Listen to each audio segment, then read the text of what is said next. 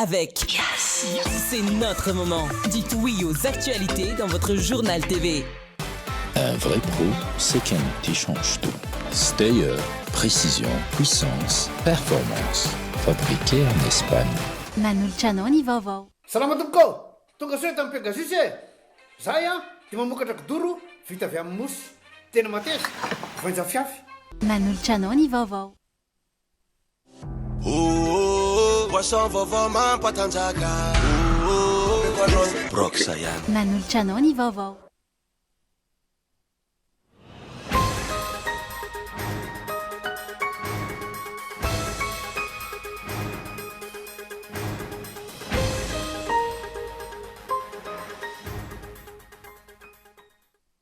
mandeha araka ny voalaza sira iraina ombenombeny tokoa ve ny firenena malagasy raha ireo karazana filaharana etiseroa amin'izao fotoana no jerena. Tsy nisy vokatra mazava azo ny délégation malagasy tany Frantsa nandritra ny fionana faharoa teo amin'ny Frantsa sy Madagasikara tamin'ny Paris mikasika ny raharaha nosy malagasy raha nitatitra tamin'ny mpanao gazety. Ny farany androany ny fivoriana ra-potoana voalohany teo anivony anten'irem-pirenena ho an'ny taona 2024. Fivoriana feno fanitsakitsahana ny lalam-pandrenina sy ny fitsipika anaty amin'ny feny androm-panjakana iny ho ireo solom-bavam-bahoaka avy amin'ny fanoherana. Mitaky ny mangarara momba n'orinasa Green Madalande izay nikasy sanofa tany mandritra ny 20 taona ao amin'ny nosy Sakatiny mpanolontsaina munisipal ny commune Nosy. Anyvelany nisehoana fanafiana tamin'ny alalan'ny drone mafindrindra hatramin'ny febroary 2020 ny poany ady tao Ukraine ho Malial izay naratrana olona 13 farafahakeliny ny antsiprian'izay.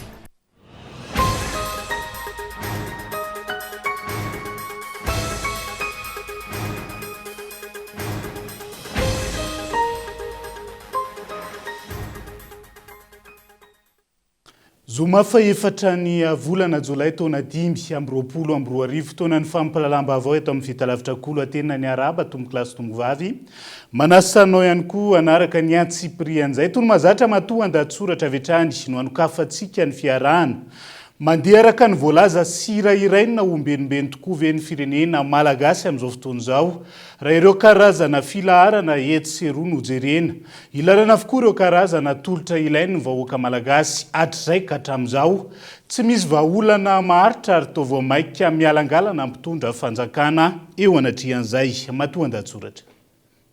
Fitenin'ny andro ratoelina matetika rehefa eo masim-bahoaka ankoatran'ny vina sy fampanantenana ny hoe tsy afaka miara-miasa amiko izay tsy maharaka ny hafanganam-pandehako amin'ny asa fampandrosoana ny firenena.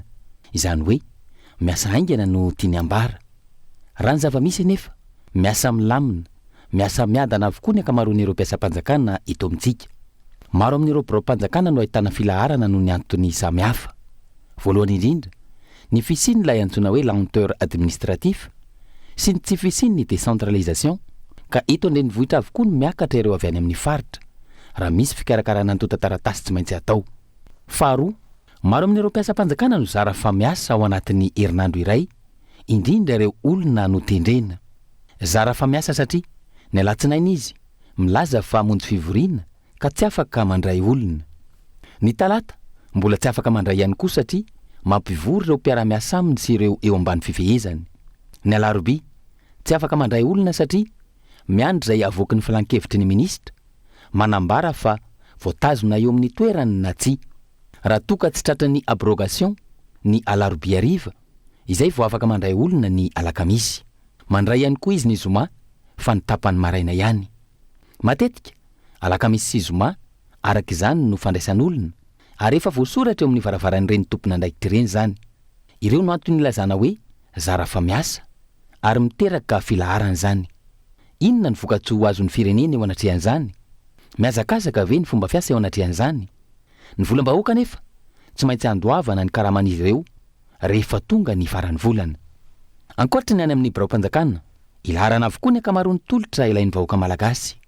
Tao anatin'ny efatrandro izay, ny ilaharana ny solika teto Antananarivo renivohitra sy ny manodidina, ilaharana ny rano ary bidon mavo amina metatra maromaro no hita isaky ny fokotany ahitana reny pompin-drano ireny. ilarana ny fandoavana faktura iny amin'ny jirama, filarana ny teny amin'ny fanamboarana pasiporo, ny fandraisana fisondronono sy ny eny amin'ireo sampandraram-panjakana samihafa toy ny fitsarana, domaine, topo sy ny sisa. Filarana ny teny amin'ny fanaovana sy fanavaozana ny permis iny amin'ireo tranombarotra isan-karazany, sendra manao fampianam-bidy, milahatra ny olona raha hamonjy fety aman-danonana, indrindra rehefa tsy misy vidim-pidiran'izay. Filarana lavareny no hita teto amintsika, nandritra ireny fizarana tosika sy karazana fameno ireny, ny lahatra ireo voalaza fa hozaraina karatra volomboasary. Ny filarana bus izay zary rehefa fiainana andavanandro ny mponina, efa tsy resana intsony. Ireo tranga filarana ireo dia miteraka kolokolo satria raha misy an'to taratasy maika, tsy maintsy manolotra ilay olona ka afaka raisina ankoatra ny alakamisy sy zoma maraina voalaza teo aloha. Miteraka kolokolo ny filarana satria samy teo voaray mialoha avokoa. Araka izany, mbola lavitrezaka raha niady amin'ny kolokolo eto Madagasikara. Isan'ny fepetra takin-tahiry mbola iraisam-pirenena nefa izany, ady amin'ny kolokolo izany. Na io aza ny fankatoavan'ny filan-kevim-pitantanan'ny FMI, ny azon'ny Madagasikara vola mitetina 700 tapitrisa USD, taorian'ny fitsiriana faharoa momba ny FEC sy ny FRD. Mbola maro ny fepetra notakiana sy ny ezaka tsy maintsy hotohizan'ny mpitondra fanjakana. Ka isan'izany ity ady amin'ny kolokolo ity, ny fametrana ny mangarahara, ny fanjakana tsara tantana sy ny tany-tandalana. Fehiny, mila fanovana rafitra isika, mila manova fomba fiasa, ary mila manova fomba fijery. Matoan-datsora zay fa mikasika ny raharaha nosy malagasy. Tsy nisy vokatra mazava azon'ny delegasaona malagasy tany Frantsa nandritra ny feonana faharoa teo amin'ny firenena rotota tany Paris mikasika ny raharaha nosy malagasy raha nitaditra tamin'ny mpanao gazeta ny ty androan'ity.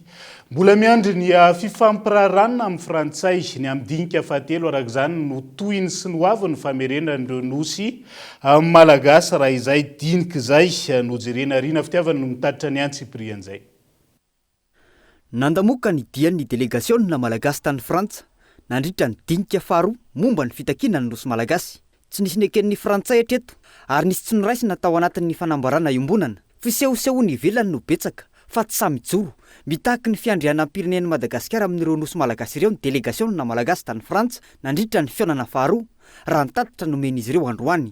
Miisa 13 ireo teboka nisongadina tamin'ny fanamboarana iraisan'ny firenena rotota ka nilaza mazava ny delegasaona Frantsay ao anatin'ny teboka fahafito fa mbola azo ny fiandrianana amin'ireo nosy malagasy ireo. Tsy hita taratra ao anatin'ity fanamboarana iombonana ity kosa ny fahasahin'ny delegasaona malagasy nanamafy ny fiandrianan'ny Madagasikara amin'ireo nosy ireo. Nahavariana ary ny tao amin'ny teboka fahafolo dia ny malagasy no mangataka ny fandraisana anjaran'ny mpikaroka malagasy amin'ny fikarakarana ara-tsiansa amin'ireo nosy malagasy izay tao midika fa tsy tokony isika fa mangataka ny fahasondalana avy amin'ny Frantsay izay toa midika fa manaiky ny fiandrianam-pirenena Frantsay amin'ireo nosy ireo ny delegasaona malagasy. Tsy karitra ihany koa fa tsy hita taratra tao anatin'ny fanamboarana iombonana ny fitakian'ny delegasaona malagasy ny makasika ny fanonerana amin'ireo fatiantoka ara-toekarena nahazo an'i Madagasikara nandritra ny taona maro tsy nananana ny fiandrianana n'ireo nosy ireo izay nolazay ny delegasaona fa ny adiva ny tany. Midika izany fa tsy nasian'ny Frantsay lanja ny fiandrianam-pirenena malagasy amin'ireo nosy ireo ary nolavy ny tanteraka matoa tsy nampidirina tao anatin'ny fanamboarana iombonana akory. Efa mazava nefa ny tsoakevitry ny fifanarahan'ny firenena mikambana tamin'ny taona 770 sy 700 fa any Madagasikara ireo nosy ireo ka tsy tokony hisy adevitra ny fiandrianam-pirenen'ny firenena malagasy amin'ireo nosy ireo. Nilaza ny ministry ny raharaham-bahiny fa misy ny fifanolanana eo amin'ny rotota mahakasika ny fiandrianana na ny souveraineté an'ireo nosy malagasy. Tsy nisy vokatra mazava azon'ny delegasaona malagasy tany Frantsa araka izany ny fiaonana faharoa raha ireo fanambarana sy ny tatitra nomena ireo. Mbola miandry ny fifampirarahana amin'ny Frantsay amin'ny fivoriana fahatelo no toy ny famerenana ny nosy malagasy hoy ny fanazavana izy ireo. Fa tamin'izany fotoana izany ny ankola Frantsay dia tsy naka position ozy izy ny fitentsika anazay tsy nijoro mazava izy amin'ny fomba fijeriny fa tamin'ity fiaonana faharoa ny vomiera iombonany ny firenena rotota mahakasika ireo nosy malagasy ireo ity dia nilaza ny fomba fijeriny ny ankolafy Frantsay. Raha tany am-piandohany izany ny teny fa tsy manana mandat ny resaka souveraineté tamin'ity faharoa ity dia efa nikisaka zany zay toedrara zay ary zay ny zavatra tadiavintsika eo anatin'ny fifampiresahana sy ny fifampirarahana ny fahaizantsika mandroso ny sosikevitra sy ny taky amin'ny alalan'ny fifampirarahana amin'ny firenena izay manana fomba fijeriny ny fahaizantsika miady an'izany ao anatin'ny adisisika mazava sy mirindra ary manaraka rafitra no ahafahantsika mahazo ary manatratra ny tanjontsika. Ny fitakiana metrana tondrozotra anarahana ny fanohizana ny fifampidiniana no adisisika nataon'ny delegationina malagasy fa tsy nanana finiavana hitory any amin'ny fitsarana iraisam-pirenena na hitaky ny famerenana ny nosy malagasy tsy mangataka rariny amin'ny Frantsa satria tsy fangatana fifampirarahana no atao fa famerenan'ny Frantsay ireo nosy malagasy no tokony atevitra hiaingana hiverenan'ny fiandrianana ireo nosy ireo amintsika malagasy.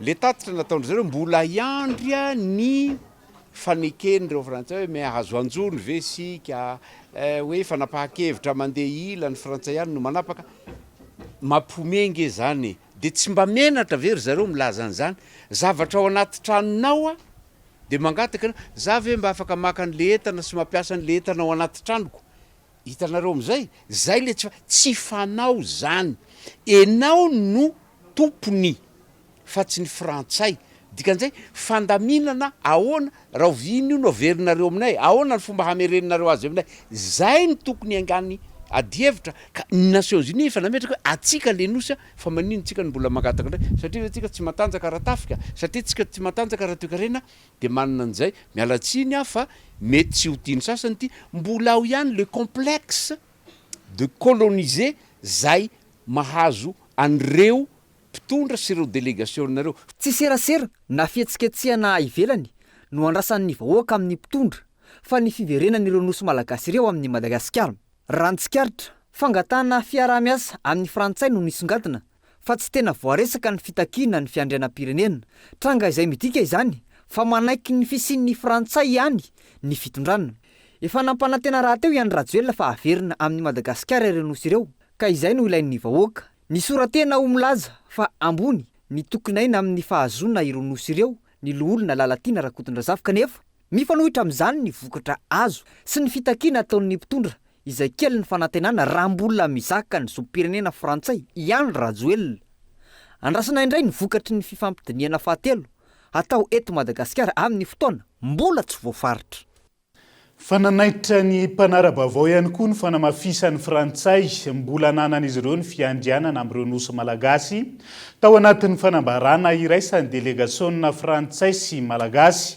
Tsaritsarina fiara-mitantana toy izao no nitranga raha nitodika tamin'ny fitakiana avetrany ny faneken'ny Frantsay malagasy ireo nosy ireo ny afoto-kevitra ny joroantsika hony teo anivony CSS sampana Antananarivo manoloan'izay tsara soarivelo no mitatitra ny Antsipriana.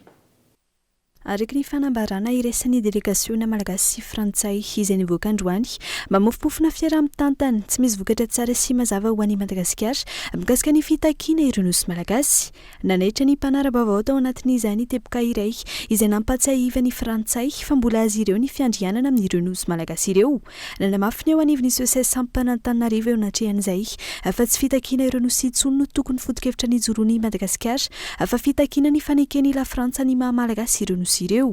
Tsy mitaky ny hanomezana na ny amerenana an'ireo nosy malagasy amin'ny Madagasikara no foto-kevitra na voambolana tokony ampiasaina fa hoe mitaky ny fanekeny la Frantsa ny maha-malagasy an'ireo nosy ireo satria efa antsika tsy mitaky ny antsikitsika efa antsika ireo nosy ireo efa hatramin'izay ny razamben'ny malagasy efa nanjony tany foana efa nivezivezy tany foana ary raha ny lalàna iraisam-pirenena no jerena amin'ny lafiny hoe alaviran'ny Madagasikara sy ny misy an'ireo nosy ireo dia mazava tsy misy adievitra ary tsy tokony adian-kevitra tsony fa nosy malagasy ireo nosy ireo. Famerenana manontolo 100 isan-jato restitution izay zany no tokony ho ataon'ny la Frantsa. tombontsoan'olobetsy fa tsy tombontsoany firenena no mahatonga ny mpitondra mialangalana amin'ny tiraraha ity raha ny fanazavana trany manainga ny malagasy araka izany eo anivon'ny sosesy sampana Antananarivo ampandefitra ny fitiavan-kely ka hiady marina amin'ny fitandrona ny fiandriana amin'ny pirenena tsy tokony ho safosafona intsony ny fitakiana fa hiantsona fanohanana diplomatika avy amin'ireo firenena sy vorona mpiara-mionina amitoka amin'ny Madagasikara ho hiatrany sosesy nanamafy ireo no tokony ataon'ireo delegasiona malagasy raha vorona hitaka marina ny fiandriana amin'ny pirenena amin'ireo nosy malagasy ireo raha ny faneho-kevitra hatrany. Avelantsika eo ny rahanosy malagasy fa ny farany androany ny fivoriana raha-potoana voalohany teo anivony ny anteny mera-pirenena ho an'ny taona 2024 fivoriana feno fanitsakitsahana ny lalam-panorenana sy ny fitsipika anatiny feny andrim-panjakana iny ireo solom-bavam-bahoaka avy amin'ny fanoherana nanaovan'ny mpanao gazety fa nadiadiana androany tsy navela hiteny sy hitondra ny etaetam-bahoaka izy ireo nandridry zay 10 andro zay raha ny fanazavana. Nandritra ny fivoriana raha-potoana voalohany teo anivon'ny anteny mera-pirenena tamin'ity taona 2024 ity tsy voaja ny lalàna tokony arahana amin'ny fivoriana vohitsakitsaka ny lalam-panorenana sy ny fitsipika anatiny mifeha nyity androm-panjakana mpanalo lalàna ity ho ireo solombavam-bahoaka avy amin'ny fanoherana nanao fanambarana ireo solombavam-bahoaka lany tamin'ny vovonana firaisan-kina androany manoloana ireo fanitsikitsahana ny zony tao anaty izay 10 andro izay niatrika izany ihany koa ireo mpitarika ny antoko mandrafitra nyity vovonana ity. Ireto farany izay nilaza fa tsy eo anivon'ny anteny mera-pirenena ihany no ahitana izay tsy fanajana ny lalàna izay fa amin'ny sehatra sy toerana maro hito amin'ny firenena tsy navela hiteny sy hitondra ny etaetam-bahoaka fa no tampenambava ankolaka ireto olombo afidy mpanohitra ireto raha ny fanazavana. Tsy voaja ny andininy fa 200 ao amin'ny lalam-panorenana izay nanome zo ny fanoherana hanana 3 andro isam-bolana hanolorana lahadinika eo anivony anteny mera-pirenena. Tsy voaja ihany koa voalazana lalam-panorenana fa fivoriana iray farafahakely isaky ny 12 andro no atokana ho hametraham-panontaniana amin'ny gouvernemanta sy anomezan'izy ireo ny valiny. No ferana farafahakely indrindra tsy mifanaraka amin'izay voalaza ny fitsipika anatiny ny fotoana fandraisan'ny solombavam-bahoaka fitenenana ka tsy nahafahana tena nitondra feon'ny vahoaka sy nanao fitsikerana ary nanolotra sosikevitra. Andaniny nilaza kosa nisy filohan'ny anteny mera-pirenena fa izay tapaky ny maronisa ihany no azo ampiarina eo anivony ity androm-panjakana ity na amin'ny fivoriany birao maharitra izany na eo anivony ireny karazana fanapahana ataon'ny filohan'ny voamera sy ny vondrona parlemantera ireny. Ny fomba fandrafetana ny ordre du jour atao amin'ny assemblée nationale dia mienga avy amin'ny fivoriany bureau maharitra ny anteny mera-pirenena mandeha amin'ny conférence des présidents dia vita zay dia mandeha séance plénière zay zavatra lany député rehetrarehetra zay maro anisy no atao sy tanterahana amin'ny ordre du jour. Raha ohatra lany député rehetrarehetra zay zavatra atolotro mpanohitra dia lany izy zay ampiarina fa raha ohatra ka tsy lany député rehetrarehetra maro anisa zay zavatra atolotro ny mpanohitra amin'ny ladiniky ny mpanohitra dia tsy azo ampiarina lay. Ny faran'androany ny fivoriana ara-potoana voalohany teo anivony anteny mera-pirenena tamin'ity taona ity tao anaty izay 10 andro izay dia 13 ireo volavolan-dalàna nolaniny ireo solombavam-bahoaka ka ny 12 tamin'izany lany tsy nasimpanitsina sy tsy nasimpanivana raha roa kosa nasimpanitsina sy fanovana. Hatramin'ny andohany fivoriana dia mitotala 410 ireo tolo-dalàna nandalo teo anivony lapan'ny Tsimbazaza ka ny 7 amin'izany dia avy teo anivony anteny mera-pirenena ihany raha ny 5 ambiny kosa avy teo anivony anteny mera-ndoolona 9 ny lany raha hemitra amin'ny fotoam-pivoriana manaraka kosa ny fandinihana ny sisa.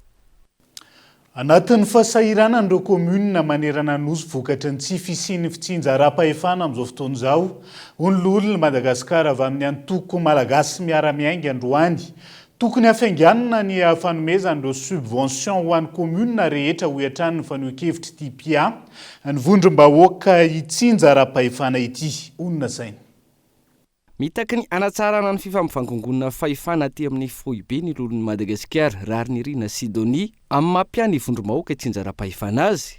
Mampihemitra ny firenena, mamparefy ireo komuna ny fanapa-kevitra niraisin'ny fanjakana raha ny fanazavana, manoloana ny fanesorana amin'ireo komuna, ny fitakiana sy ny fitantanana ny etratany sy ny etratrano. Miahiahy zegny ny ben'ny tanàna mitebiteby reo hoe hiverina ty aminay ihany ve le hetra nalegna taty sa tsy hiverigna ary raha hiverigna izy de 4% no hiverigna aminay aty efa miezaka anareo milaza fa hoe hanome subvention ho an'ny commune jiaby tsy ankanavaka nezaneza le commune mitovy dolo ny commune na ny antokoinina ny voahany na indépendant izy na inona de mitovy ny commune rehetrarehetra samby tokony hisitraka zany subvention zany fa maro de maro mitaraigny zay mbola tsy nahazo hatram'izao de nifangatahana zany hoe mba omena subvention ny commune raha azo atao de mba tokony atao miarakaraka ny fagnamezagna anazy fa lasa miteraka ahiahy amin'ny sasany hoe nagnino zay tsy nahazo ny sasany mahazo olana iraisandreo commune ambanivohitra manerana ny nosy ihany koa ny fikarakarana ny taratasin'omby sy ny bokin'omby ho iatrany ity mpiano vondrom-bahoaka itsinjara-pahefana ity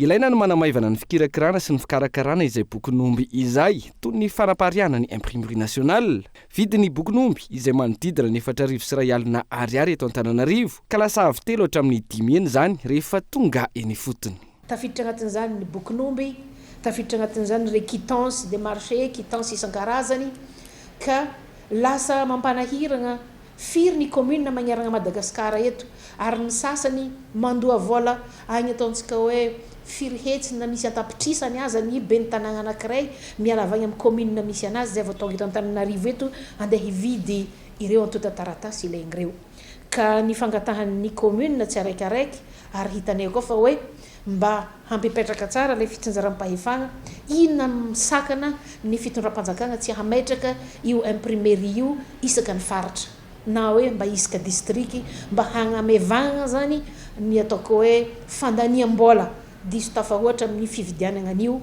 ary miteraka kolikoly be dia be koa zany io ataontsika hoe tsy fiparitahan'ny imprimerie eto Madagasikara io bokin'omby zao anankiefatra be zao no bokin'omby anankiray ary anankiefatra be zao izy de inona mahatonga zany atao efatra le izy tsy mety vera mba atao anankiroa le izy anankiray amin'ny tompony de anankiray ohatra ataontsika hoe amin'ny délégué mpanjakana na amin'ny fokon-tany ny faranandroany ny fivoriana raha-potoana voalohany antenimera rotota isan'ny nanamarika ny fivoriana tamin'ity taona ity ny famaroan'ny tolo-dalàna nentin'ireo loholona hoarina tamin'ny volavolan-dalàna avy amin'ny fahefana-panatanteraka maro ny lalànan'olanina fa olana eto Madagasikara hatramin'izay ny fampiarana azy ho iatrany ity loholona ity ka anairana ireo ambaratonga pahefana maefa ireo lohan'ny Madagasikara lany tamin'ny antoko malagasy miaramiainga raha rindrina Sidonie sy Rakotondrainimbe Michel izay misokatra hatrany ho an'ny rehetra manana sosikevitra na lalàna ho atolotra ho fampandrosoana ity tanindrazana iombonana ity raha ny fanazavana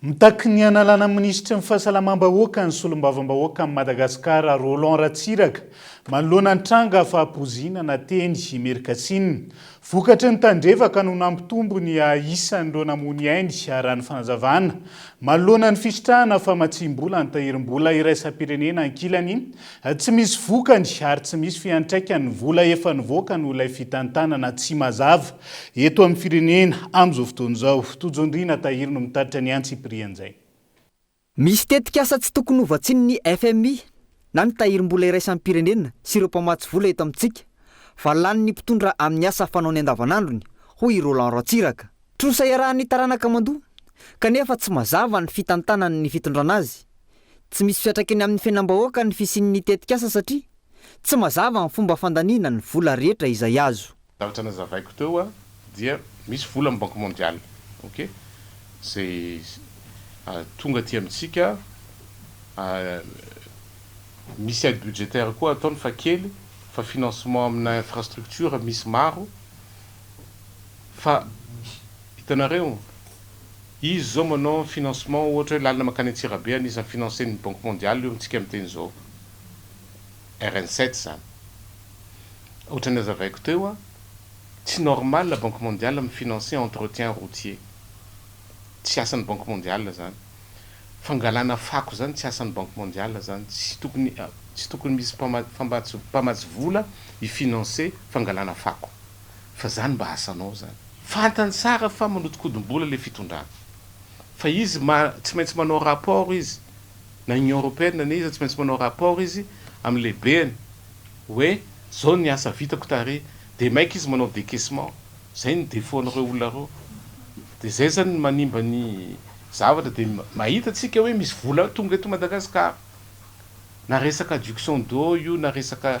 misy vola fa tsy mandeha milohany ankilany mitaky ny analana ny ministry ny fahasalamam-bahoaka tsy misy atakandro ny antoko MTS hoy ny solombavambahoaka Roland Ratsiraka tsy marina hoy izy ny fanazavana fa fanampozinana ara-tsakafo no niseho teny Ambomalaza fa vokatry ny olana maro mifangaro ao amin'ny jirama no antony miampy ireo tsy fahatomombanana ny toeram-pitsaboana ka mampiakatra nisan'ireo namony ainy tsy faiza mitantana eto amin'ny firenena ny mahatonga izany resaka empoisonnement tenen'ny ministra resaka hoe fampisaviana tenen'ny ministra dia za tsy matoky an'izany ary ilainga tsara lahatra zavatra tenen'ny ministra fa ny zavatra hitanay ary tsapanay ary norekopenay dia problème avy amin'ny jirama le izy jirama fatatsika fa misy délestage de lasa misy sakafo masaka na sakafo préparé na simba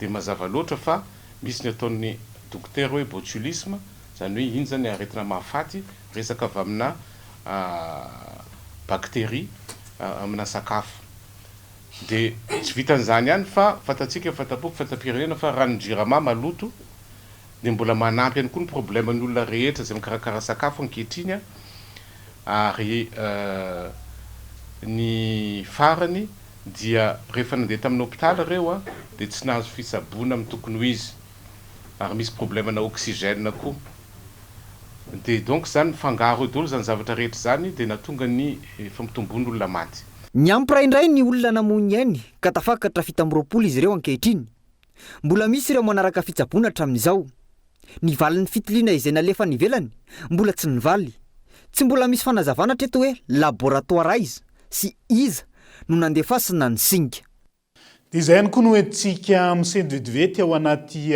doka fohy toy ny fitakiany ny tambabe ny mpiasa ny jirama amin'izao fotoana izao eo ihany koa ny fanehoan-kevitra samihafa mikasika ny raharano nosy sakaty ao anatin'ny tapany faharoa no anarahantsika ny antsiprian'izay aza misaraka amin'ny ary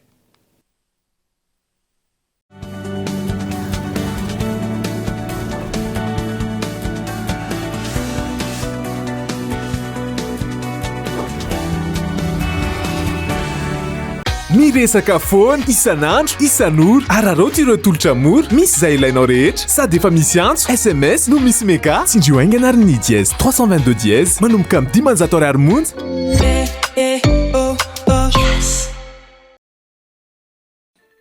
salama tompoko tonga soe tamin'ny Pegasus zay dia mamokatra kidoro vita avy amin'ny mosy tena mateza voenja fiafy manitsy azon-damosina ary manampy amin'ny fitsaboana azy fonina azy safidianana tsy tiany bibikely io tsy mandray lelanafo azo andalorana azo atao coussin ho anakanapena mety boela gilet de sauvetage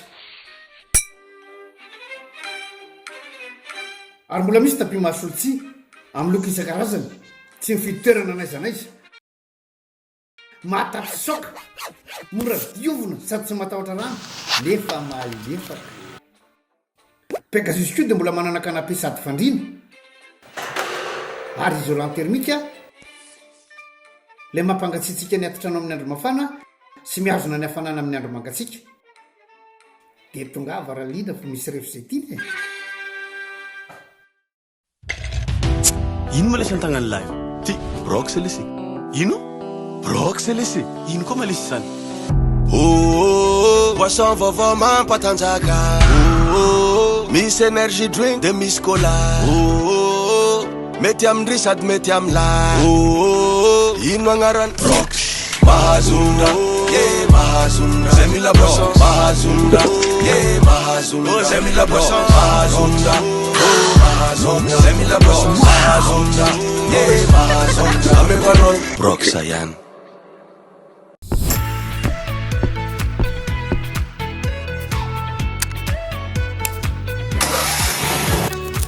Des équipements abordables et de qualité. Batimax, le partenaire des bons plans. Batimax, la qualité au meilleur prix.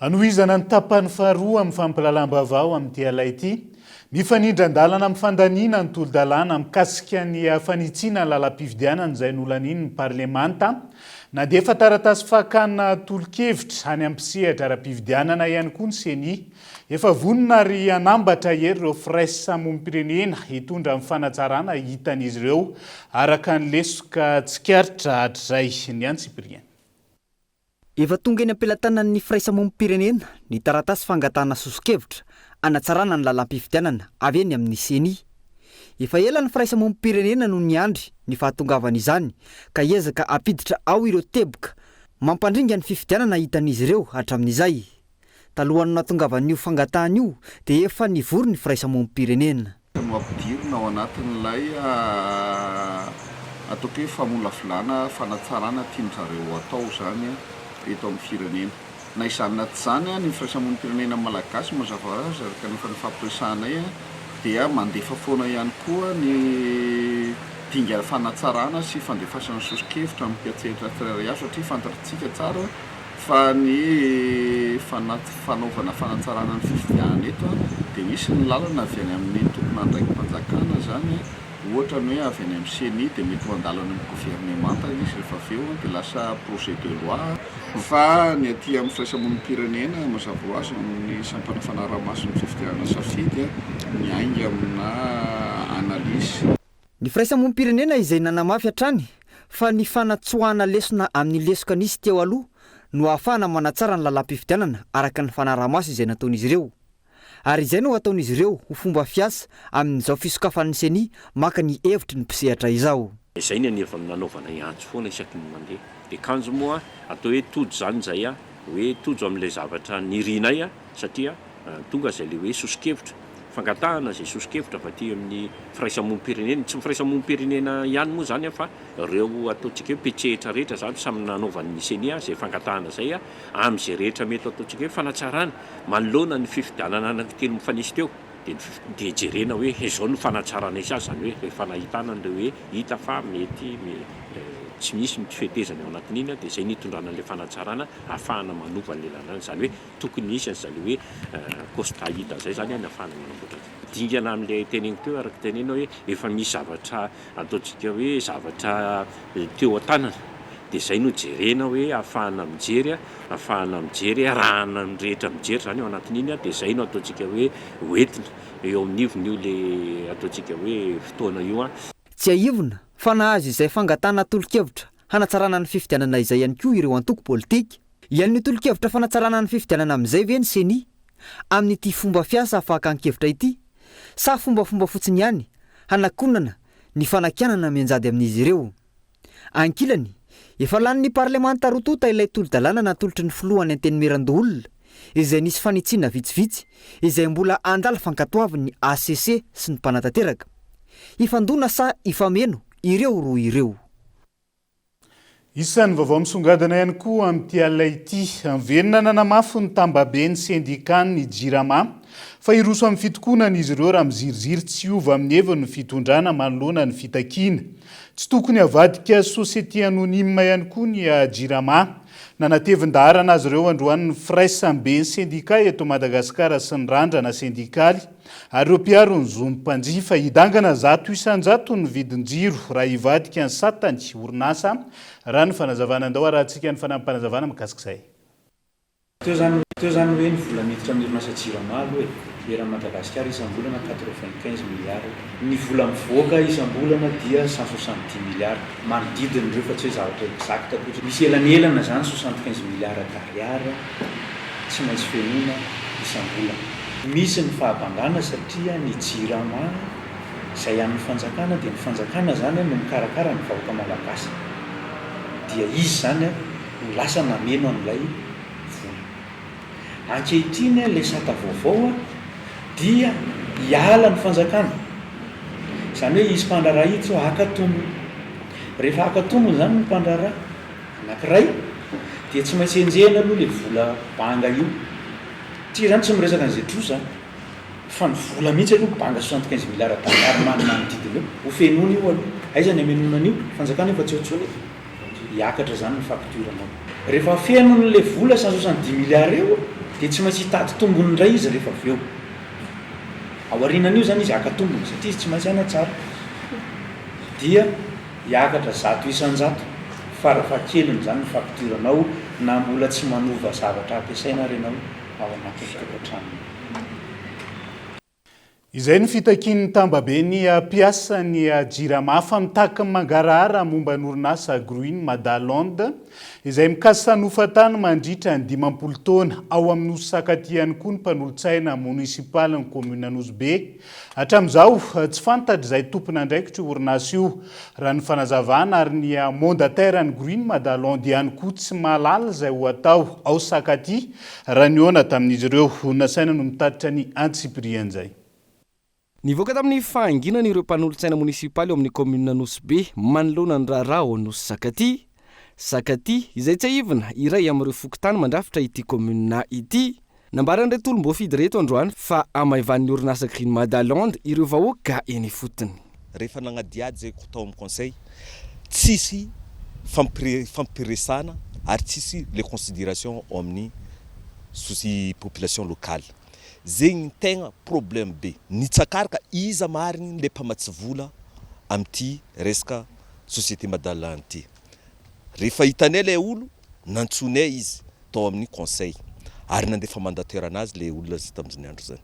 Tamin'ny mois de mai zegny zay niantsoro tao ary tonga tao le mandataire. Fa rehefa fagnontaniagna le mandataire tsy mahavoavaly fagnontaniagna aby izy. Ary le ina zavatra andeha ataondreo ao mbola tsy hay ina raha andeha ataondreo. Transparence le tadiavin'le vahoaka mila fangarahara, mila mangarahara. Ina marina zavatra andeha atao ao. Ina le tombotsoa le ohatra zavatra fampiresana ohatra zany azonao tokony natao le société avant le izy anao le izy. Fa tsisy fampirera tsy miraharaha le vahoaka atao le société zay mahatonga le vahoaka zay miayay ary matahotra amin'ny avenirany. Raha orinasa ara-dalàna sy mandalany mangarahara tokony tsy afina na andefa mandataire rehefa misy fiantsona ho iatrany fanazavana tokony ho fanta bahoaka. Le hitantsika ao amin'ny taratasy zany Madagruilandy. Fa le olona ambadikin'io le actionnaire agnatin'io zany mety maromaro. Fa io zany tsy mivoaka io fa le mandataire ihany alefandreo. Raha ny eritreritiko manokana tsy fantako na matao bahoaka fa zay efa nanadiady ary fa nandefa mail tany amindreo. Tokony iona iaraka amin'ny vahoaka fa ziskandroany mbola tsy namaly le mail ndreo. Ary ny fahitanay izy zany le autorité locale ao magnatanteraka baiko fotsiny. Ary zay tao anatin'le conseil zany tsy niconsidérendreo tamin'le zavatra.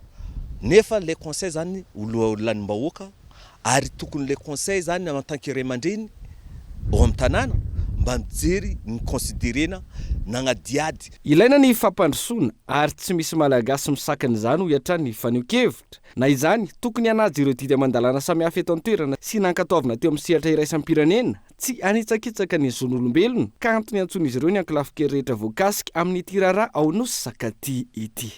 Afitra nakamy fanjakagna alohany atsika koa fa magnano zavatra aloha zany midina ny fotony mifampiraharaha mifampiresaka amin'ny population locale ao. Mangataka zay amin'ny Agruine Madalonde mba hidina ifotony iresaka amin'ny vahoaka ny ao Sakaty. Olona matapakahitra fa tsy olona mandataire. Afitra naka zany amin'ny vahoaka ny Sakaty. Efa miezaka zany zay mpanolotsaina fa ny tena zavatra be indrindra atsika zany mila mirehina. Fa raha mirehina atsika tonga vitatsika magnano raha tsara amin'ny tanànatsika. Tsy vitan'ny fitondrana Rajoelina intsony manarina ny raharaham-pirenena amin'izao fotoana ho ny filohan'ny film raha nitafa tamin'ny mpanao gazety androany. Fanjakana manao be marenina sy ny mikipy manoloana ny fahorim-bahoaka io ka tokony hijoroany malagasy rehetra ho amin'ny fanovana ifotony. Tsy ara soarvelo no mitatitra ny Antsiprian zay. Efa miharihary ankehitriny vokatra ny tsy fahaiza mitantany fitondrana Rajoelina ho ny filohan'ny IFIM na ny hetsika iombonana ho an'ny fanorenana ifotony ho an'i Madagasikara androany. Avidanga ny vidim-piainana, ny tsy fandriam-pahalemana, olana ny solika sy ny herinaratra, aretina sy tandrefaka samihafa moizina aina sy ny maro hafa. Ny fanjakana izay minimikipy sy mamono sofina eo anatrehan'ireo olana maro lafiainany vahoaka ireo. Tokony tonga saina amin'izay ny vahoaka malagasy ka tsy hankitsony ny karazana fandrebirebena sy fanodikodonan-tsaina toy ny fanjakana. Mikosofana daholo amin'izao fotoana izao na ny fiainam-bahoaka ny arkarena ny filaminam-bahoaka dia tsisy mandeha amin'izay loany fa resaka tontolo avokoa tsy azo atao amin'ny manafina ny zavatra misy. Jerena ny téléphérique tamin'izao andro ray tamin'ny 19 Jona maderaderan'ilay vahoaka mampalahelo dia izay dia nangina nalefa ny busina mba électrika izay tonga efa herinandro dia tsy fantatrao na hoaiza ilay bus natao inona na inona marina na iza ny tompony volam-bahoaka fe sa tsy volam-bahoaka zany rehetrarehetra zany dia mampiseho korotana tsy fandaminana tsy fahaiza mitatana ny raharam-pirenena.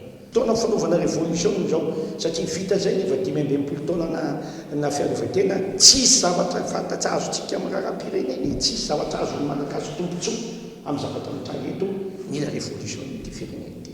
Tsisy afa-tsy mody marenina, mody mona ary mody tsy mahita sisa ny tsy mahatsapa ny fahoriam-bahoaka amin'izao fotoana izao. Mitaky fanazavana marina sy mangarahara mikasika ny raharaha fanampozinana sy fahampozinana ara-tsakafo izay namoizana ain'olona maro ihany koa ny avy ao anivony IFIM.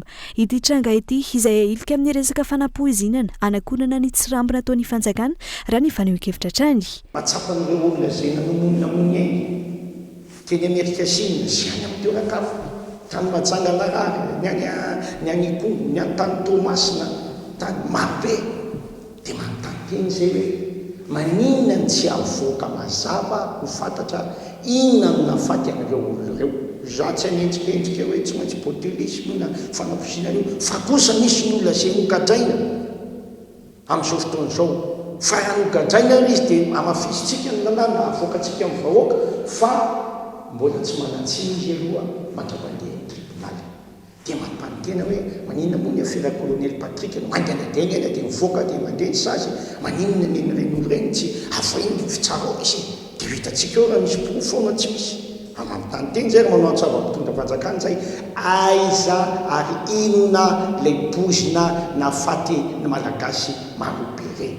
Aiza ny fanadidina inona ny anaran'ilay pozina ho fantatry ny vahoaka so mbola misy matindray satria mbola mitohy foana hatramin'izao ny fisian'ny vola. Ankoatr'izay, fitondrana tsy mahazaka demokrasia ka tsy mahagaga raha tsy misy fampandrosoana vanina ohatra ny Alain Andriamseza. Manidiny vavan'ny mpanohitra sy ireo tsy mitovy hevitra aminy no pakady heveriny Andry Rajoelina amana ny olan'ny firenena. Fotoana izao, tokony izoroan'ny malagasy rehetra ho amin'ny fanovana ifotony fitondrana tsy mahavaolana fa manampitrotraka ka tsy azo didy tsy hita intsony raha ny fanazavana.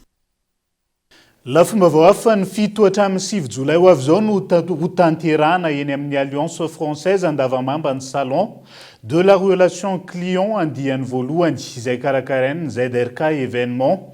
3 andro natokana ho andro maniry hiditra lalina sy asa amin'ireo sehatra ireo ity hetsika karakaraina eny any toerany. Raha toka ireo Salon des étudiants natao hanapinana sy hanomezana torolalana ireo mpianatra afa-panadinana nahafantarana ny ZRK event teo aloha niroso amin'ny Salon de la relation client indray izy ireo ankehitriny. Fotoana natao hanomezana torolalana, fampiofanana sy asa avy hatrany ho an'ireo maniry hiasa amina call center sy ny fandraisana client. Mandritra ny tendroandro izy io dia ny fahafito, ny fahavalo ary ny fahasivy ny volana Jolay ho avy izao eo amin'ny Alliance Française andavamamba. Eo amin'ny 3 mahery eo ny orinasa centre de formation ary ankoa ivitoerana mifandraika mahakasika an'izay relation client centre d'appel zay zany no ho avy sy anao andray anjara mandritra n'ity événement ity zany.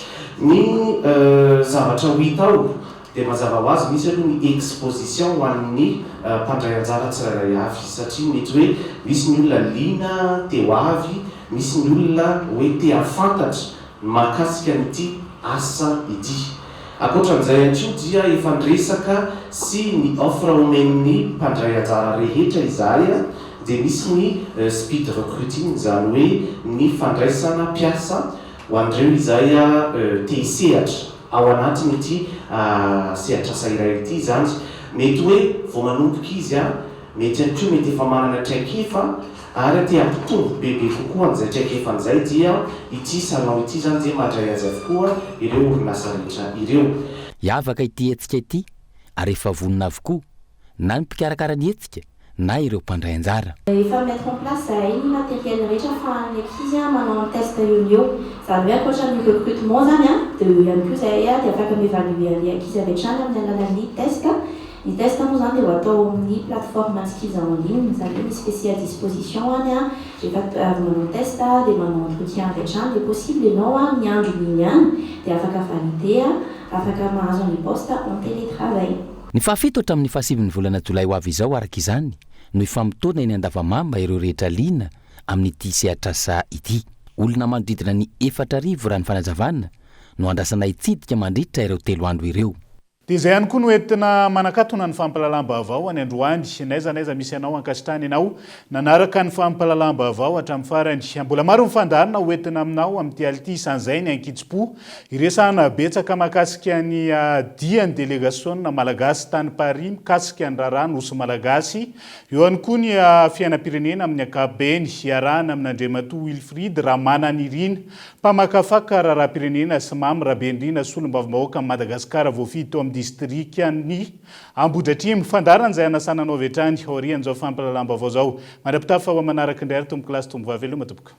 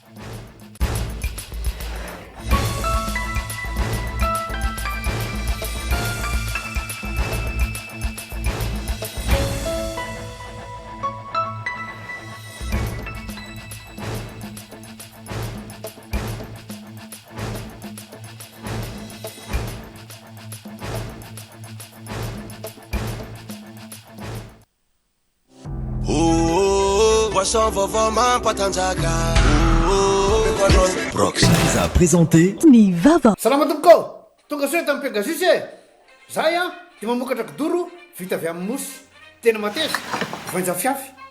A présenté Ny Vava. Un vrai pro, c'est qu'un outil change tout. Stayer, précision, puissance, performance. Fabriqué en Espagne.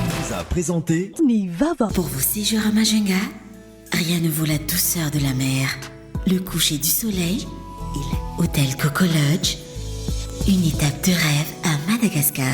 A présenté Ny Vava. Avec Yes, c'est notre moment. Dites oui aux actualités dans votre journal TV.